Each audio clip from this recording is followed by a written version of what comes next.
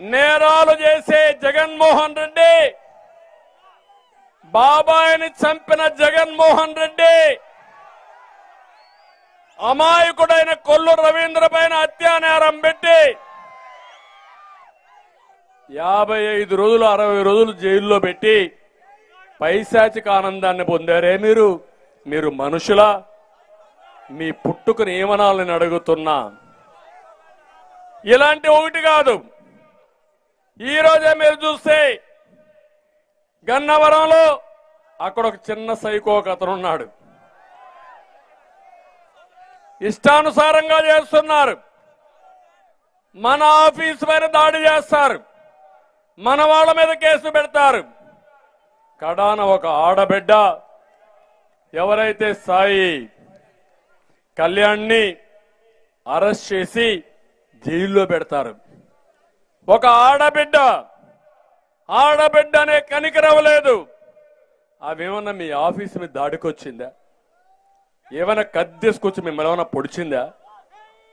ఆ అమ్మాయి పైన తప్పుడు కేసు పెట్టి అటెంప్ట్ మర్డర్ పెట్టి ఆ అమ్మాయిని జైల్లో పెట్టారంటే ఈ నీచుల్ని ఏమనాలని మిమ్మల్ని అడుగుతున్నా. అయినా మీకు ఇంకా కోపం రాదు. అరెస్ట్ చేసిన తెలుగుదేశం పార్టీ వాళ్ళు అనుకుంటారు, తెలుగుదేశం పార్టీ లేకపోతే నేను కూడా కాటి పడేసుంటే మీరందరూ కూడా మాట్లాడే ధైర్యం కూడా వచ్చేది కాదు. ఇంట్లో నుంచి బయట కూడా వచ్చేవాళ్ళు కాదు. ఆ విషయం మీరు గుర్తుపెట్టుకోవాల్సిన అవసరం ఉంది.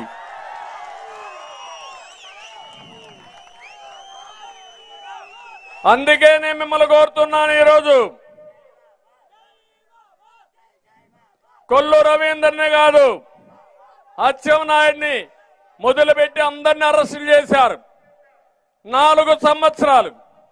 ఒక పక్క వీళ్ళతో పోరాటాలి, ఇంకో పక్క జైలు పోయిన వాళ్ళు మళ్ళా బయట తీసుకురావాలి.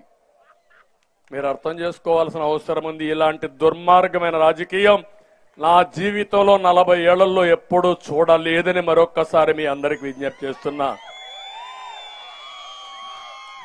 నేర చరిత్ర ఉండేవాడు ముఖ్యమంత్రి అయితే ఇదే జరుగుతుంది. నోరు తెరిస్తే అబద్ధాలే మాట్లాడతాడు. ఈ రోజే ఒక ఏడీఆర్ అని నేషనల్ లెవెల్లో ముఖ్యమంత్రుల ఆస్తులన్నీ పబ్లిసైజ్ చేశారు. ఈ రోజే మా తమ్ముడు చెప్తున్నాడు. దాని ప్రకారం జగన్మోహన్ రెడ్డి దేశంలోనే అతి సంపన్నమైన ముఖ్యమంత్రి. ఆయన ఆస్తి 510 కోట్లు. ఆ తర్వాత అరుణాచల్ ప్రదేశ్ ముఖ్యమంత్రి ఉంటే ఆయన ఆస్తి 160 కోట్లు. తర్వాత మీరు చూస్తే మమతా బెనర్జీ ఆస్తి 15 లక్షల కోట్లు. ఒకసారి ఆలోచించిన 2004 కంటే ముందు జగన్మోహన్ రెడ్డి ఆస్తి ఎంత, ఈ రోజు నీ ఆస్తి ఎంత? మీరు పేదవాడికి ప్రతినిధి కాదు, పేదవాడ రక్తం జాగే జలగల మీరు, రాష్ట్ర ద్రోహులు మీరు.